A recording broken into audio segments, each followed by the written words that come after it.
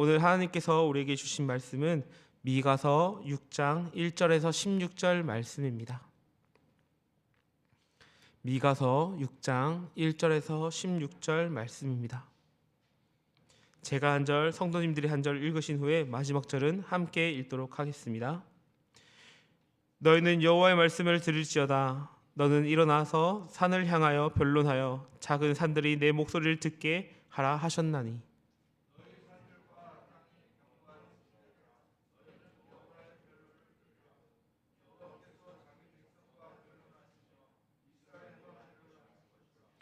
이르시기를 내 백성아 내가 무엇을 내게 행하였으며 무슨 일로 너를 괴롭게 하였느냐. 너는 내게 증언하라.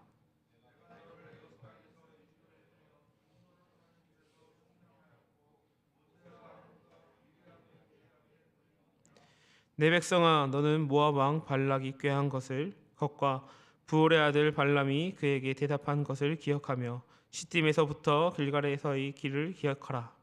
그리하면 나 여호와가 공의롭게 행한 일을 알리라 하실 것이라.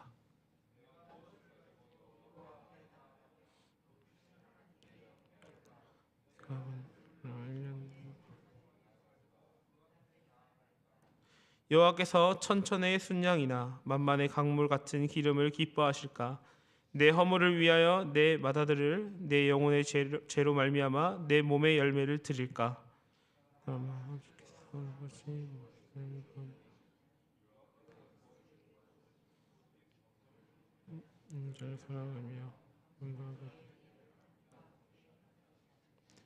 여호와께서 성읍을 향하여 외쳐 부르시나니 지혜는 주의 이름을 경외함이라. 너희는 매가 예비되었으나니 그것을 정하신 이가 누구인지 들을지니라.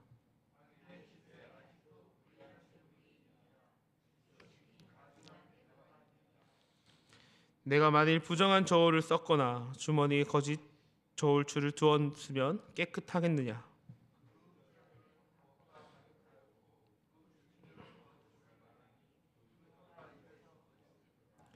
그러므로 나도 너를 쳐서 병들게 하였으며 내 죄로 말미암아 너를 황폐하게 하였나니.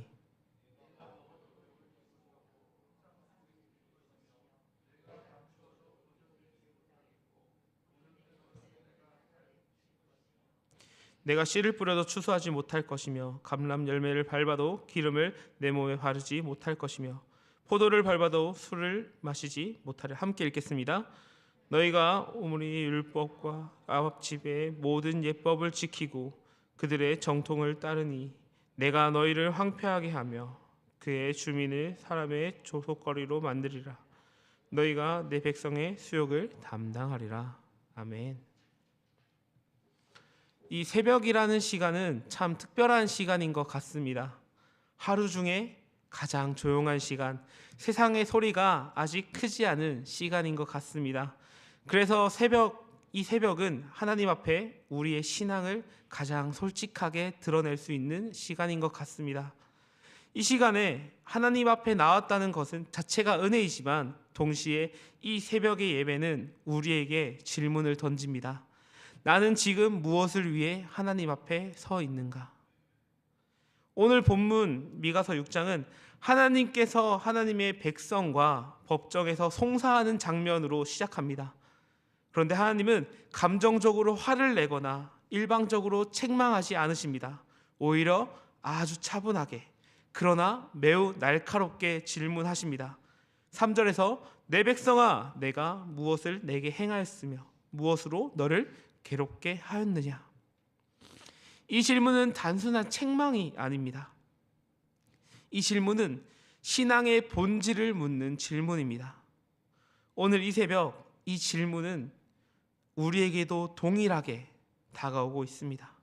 하나님을 믿는다 말하지만 과연 우리는 하나님을 어떻게 섬기고 있느냐? 이 질문을 가지고 오늘 말씀을 함께 나누고자 합니다. 하나님은 은혜를 잊은 신앙을 기뻐하지 않습니다.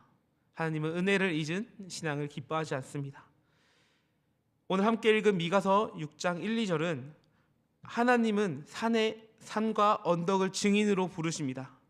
이는 단순한 수사가 아닙니다.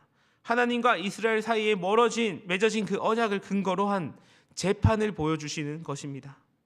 하나님은 먼저 자신이 어떤 하나님인지 보여주고 있습니다. 4절을 보시면 내가 너를 애굽 땅에서 인도하여 내며 종노릇하는 집에서 속량하였고 모세와 아론과 미리암을 내 앞에 보내었느니라. 하나님은 이스라엘이 잊고 있던 그 은혜를 하나하나 꺼내어 보여주십니다. 출애굽에서의 은혜, 광야에서의 보호, 발람의 저주를 축복으로 바꾸신 사건, 시딤에서 길갈까지 인도하신 하나님의 손길, 이 모든 것이 내가 너희에게 신실하게 보여주지 않았느냐라고 말씀하시며 질문하십니다. 그런데 이 질문 앞에 이스라엘 백성들은 굉장히 이상하게 반응을 합니다. 6절을 보시면 내가 무엇을 가지고 요 앞에 나아갈까요? 번제물로 송아지를 드릴까요? 백성들은 하나님께 무엇을 가지고 갈까 묻습니다. 이 한 절의 말씀을 보면 단지 백성들은 하나님이 무엇을 원하십니까? 라고 묻는 장면 같지만 앞뒤의 말씀을 살펴보면 전혀 다르게 해석됩니다. 하나님은 이스라엘 백성들과 관계를 요구하십니다. 내가 너희와 이런 관계가 있지 않느냐 말씀하시면 백성들은 제사의 수준을 계산하고 있습니다. 하나님, 제가 뭘 드리면 하나님이 기뻐하시겠습니까? 그들은 이미 하나님과의 관계는 뒷전입니다.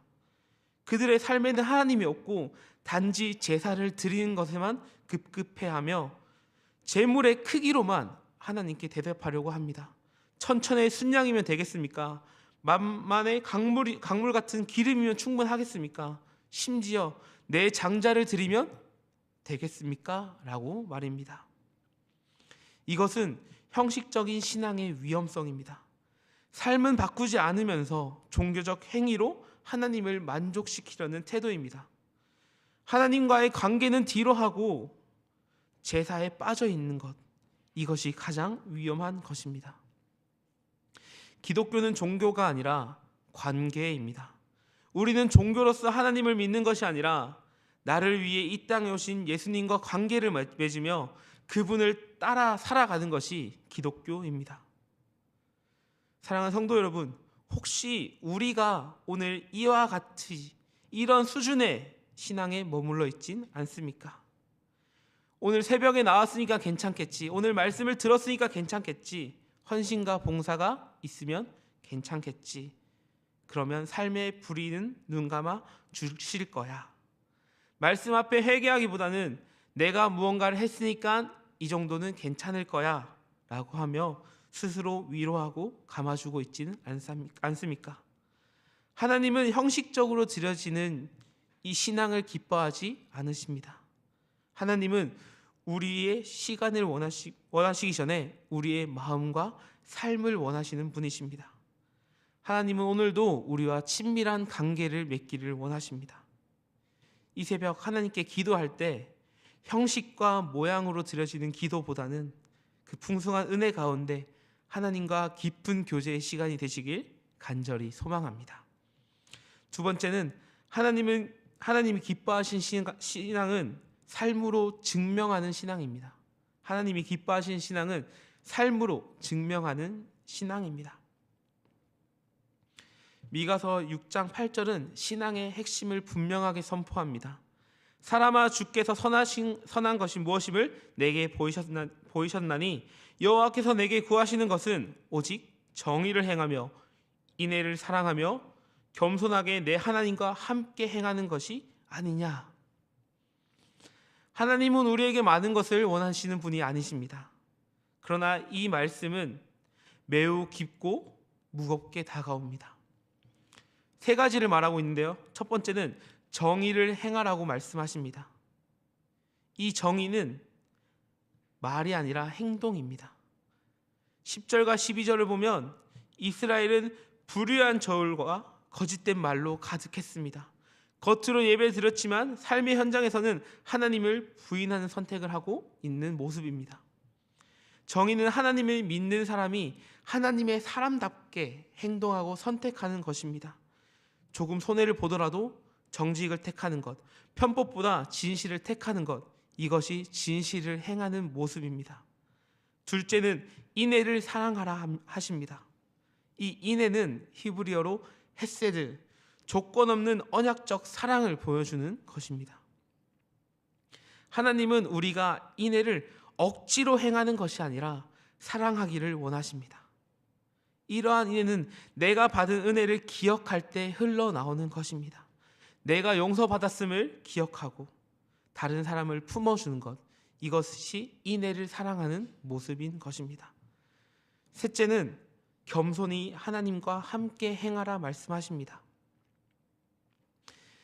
여기서 말하는 겸손은 나를 과소평가하는 것이 아니라 하나님 앞에서 나의 자리를 아는 것입니다.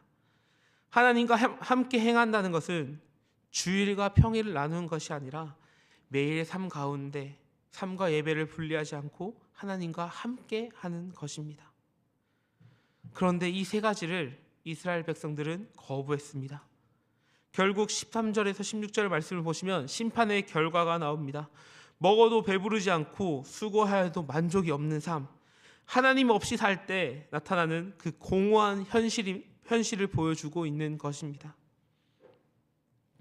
사랑하는 성도 여러분, 오늘 이 새벽 하나님은 우리에게 이스라엘 백성들과 동일하게 묻습니다. 너는 나를 무엇으로 섬기고 있느냐? 하나님은 우리에게 더 많은 종교 행위를 원하시는 분이 아니십니다. 하나님은 우리에게 이스라엘 백성들과 동일하게 정의롭게 살고 사랑으로 반응하며 겸손하고 하나님과 동행하는 삶을 원하시는 분이십니다.